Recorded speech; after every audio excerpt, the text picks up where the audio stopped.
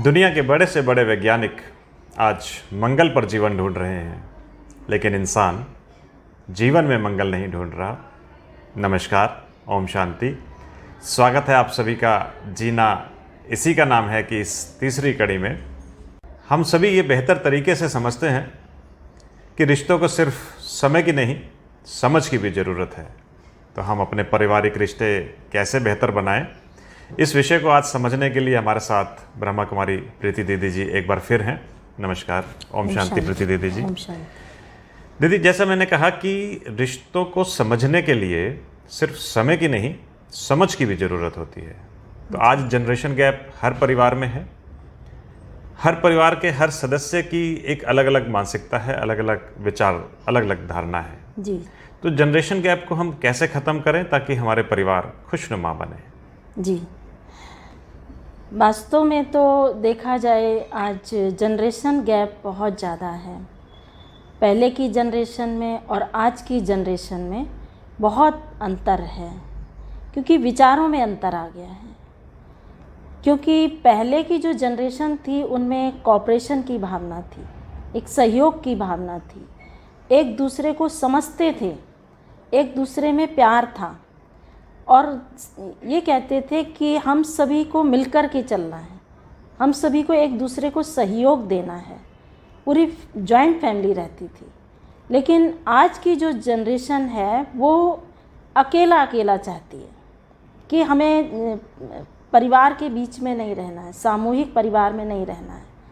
सोचते हैं हम अकेले रहें, लेकिन वास्तव में तो जो अकेला अकेलापन है, इससे हम और ज़्यादा दूर होते गए और संस्कारों में भी परिवर्तन आता गया।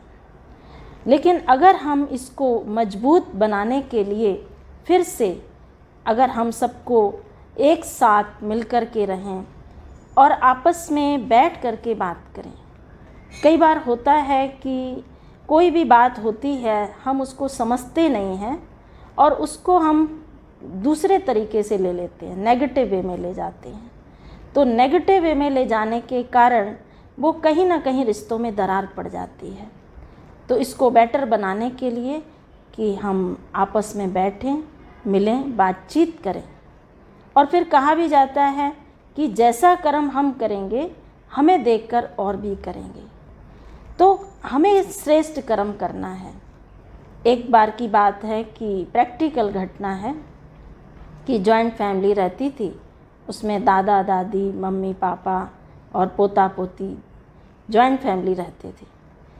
तो क्या हुआ कि जो बहू थी वो ससुर को भोजन आदि खिलाती थी, लेकिन उनको पुराने से पुराना बर्तन देती थी खाने के लिए, पहनने के लिए पुराने से पुराने कपड़े देती थी।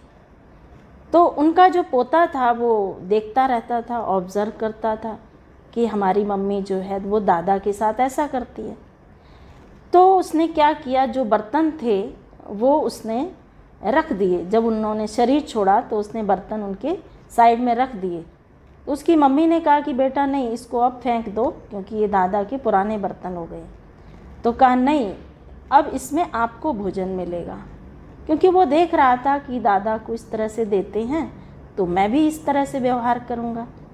तो जो कर्म हम करेंगे हमें देख और भी करते हैं। इसलिए अगर हमें अपनी न्यू जनरेशन को अगर हमें ठीक रखना है तो हमें अपने आप को ही बदलना पड़ेगा। हमें श्रेष्ठ कर्म करना पड़ेगा, श्रेष्ठ विचार रखने पड़ेंगे, तब ये गैप दूर होगा। तब हमारे अंदर मधुरता, प्रेम, सहयोग, शांति की जो भावना जो हम आज बात कर रहे हैं वो तभी दूर होगी जब हम अपने खुद को बदलेंगे। कहा भी जाता है, सोच को बदलिए तो सितारे बदल जाएंगे, नज़र को बदलिए तो नज़ारे बदल जाएंगे, कश्तियों को बदलने की ज़रूरत नहीं, निगाहें बदलिए तो किनारे खुद मिल जाएंगे, किनारे खुद मिल जाएंगे। बहुत खूब कहा दीदी आपने। एक बात जो आपने कही कि हम बैठकर आपस में बात करें, परिवार में आपस में हम नेगेटिव विचारधारा ना रखें, तो मुझे एक बात ये ध्यान आ रही थी कि बात को मन में रख लेने से फासले हो जाते हैं और बात को कह देने से फैसले हो जाते हैं। तो बहुत सही है कि यदि मन में हमारे कोई बात है जिसको हम यदि मन में ही रख लें तो वो नकारात्मक विचार मल्टीप्लाई होते जाएंगे और धीरे धीरे फासले बढ़ते जाएंगे। जी। तो आज हम देखते हैं कि फासले तो बढ़ ही रहे हैं, भले लोग आपस में कितना ही कोऑर्डिनेशन कोऑपरेशन करने की कोशिश करें। क्या टेक्नोलॉजी जो आज हमारी बड़ी तेज़ी से बढ़ रही है, बदल रही है, इसका भी कोई कारण हो सकता है कि हम आपस में कोऑर्डिनेशन कोऑपरेशन नहीं कर पा रहे, या वो मन की बात जो कह देना चाहते हैं वो कह नहीं पा रहे? जी जी, आजकल टेक्नोलॉजी का ज़माना है, तो आज हर व्यक्ति जो है वो टेक्नोलॉजी को यूज़ कर रहा है। आज हमने देखा हर चीज़ ऑनलाइन हो गई है, यहाँ तक कि शादियाँ भी ऑनलाइन हो रही हैं। राइट। और जो शरीर छोड़ते हैं उनका संस्कार भी ऑनलाइन हो रहा है, और सारे काम ही ऑनलाइन हो रहे हैं। श्रद्धांजलि देते हैं वो भी ऑनलाइन कर रहे हैं। हम एक दूसरे से मिलना नहीं चाहते हैं, पसंद नहीं करते हैं। तो इससे क्या हो रहा है कि और ही ज़्यादा मतभेद बढ़ता जा रहा है। क्योंकि पहले लोग आते थे घरों में, शादियों में आते थे, 5-5 दिन रहते थे, 10-10 दिन रहते थे, तो आपस में बातचीत करते थे, मेल जोल था। लेकिन टेक्नोलॉजी जितनी जितनी फास्ट गति से बढ़ रही है, उतना उतना हमारे अंदर जो है मतभेद होता जा रहा है। हम एक दूसरे से मिल नहीं पा रहे हैं, हम एक दूसरे से दिल की लेन देन नहीं कर रहे हैं, और हर सिस्टम ऑनलाइन हो गया है। कोई चीज़ लेनी है तो ऑनलाइन, कुछ भी खरीदना है ऑनलाइन। तो परिवार में जो है हमारे एक सामूहिक परिवार नहीं बन पा रहा है। तो इसके लिए जो है ठीक है, ऑनलाइन अपनी जगह है, टेक्नोलॉजी अपनी जगह है, लेकिन पारिवारिक रिश्ते अपनी जगह हैं, उसको हम कायम रखें तो बहुत अच्छा है। आपने एक बात कही कि मतभेद होता जा रहा है, तो मुझे विचार आया कि मतभेद तो भले हो लेकिन मनभेद ना हो। जी जी, यानी मनों में अंतर ना हो। जी जी, विचारधाराएं भले अलग अलग हो सकती हैं, पर मनों में डिफरेंस नहीं होना चाहिए। जी जी, तो हम ये देखते हैं कि जब परिवार के लोग इकट्ठे बैठते हैं, विचारधाराएं सबकी अलग अलग होती हैं, हर किसी की अलग अलग अपेक्षाएं होती हैं, महत्वाकांक्षाएं होती हैं। जी तो बहुत बार हम अभिमान और स्वाभिमान जी, का अंतर समझ नहीं पाते। ऐसा कहते हैं कि बड़ों का अभिमान ये होता है कि अभी अभी मेरी बात को मान लिया जाए, जी उनकी बात नहीं मानते तो कहीं ना कहीं ईगो क्लैश हो जाती है। जी, छोटों का अभिमान ये होता है कि अभी अभी मुझे मान मिलना चाहिए, मैं भी तो बहुत काम करता हूँ। जी राइट? जी, तो इस अभिमान और स्वाभिमान की बारीक लाइन के अंतर को कैसे समझें? जी। तो अभिमान अर्थात बॉडी कॉन्शियसनेस, और स्वाभिमान अर्थात सोल कॉन्शियसनेस।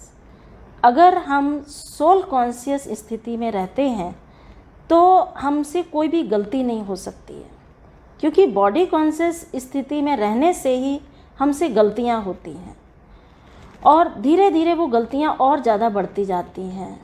वो हमारे पाप के खाते को भी बढ़ाती हैं और हमें नीचे गिरावट की ओर ले जाती हैं। देह अभिमान गिरावट की ओर ले जाता है।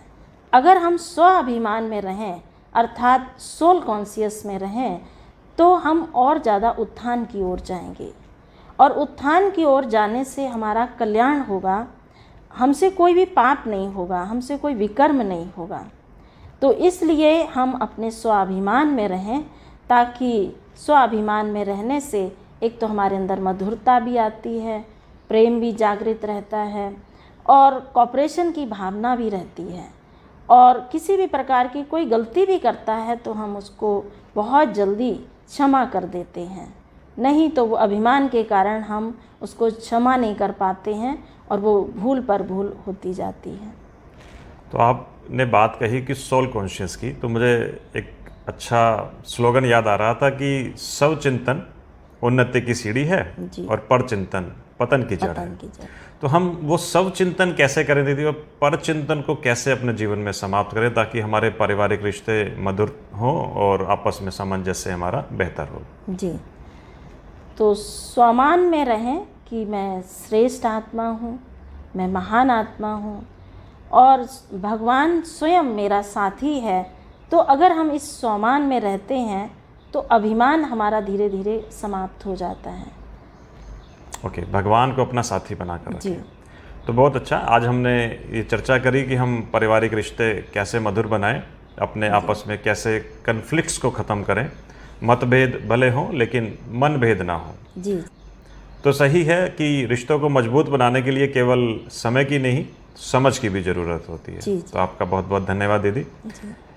आप सभी का भी बहुत बहुत धन्यवाद। हमने बहुत ही बेहतर तरीके से ये समझा कि पारिवारिक रिश्ते हम कैसे मधुर बनाएं, बेहतर बनाएं, एक दूसरे से हम कैसे कोऑपरेशन, कोऑर्डिनेशन और रिस्पेक्ट की भावना आपस में रखें, ताकि हम अभिमान और स्वाभिमान के उस बारीक अंतर को समझ पाएं। Thank you very much. जल्द ही मिलते हैं। जीना इसी का नाम है कि एक और कड़ी में। ओम शांति। ओम शांति।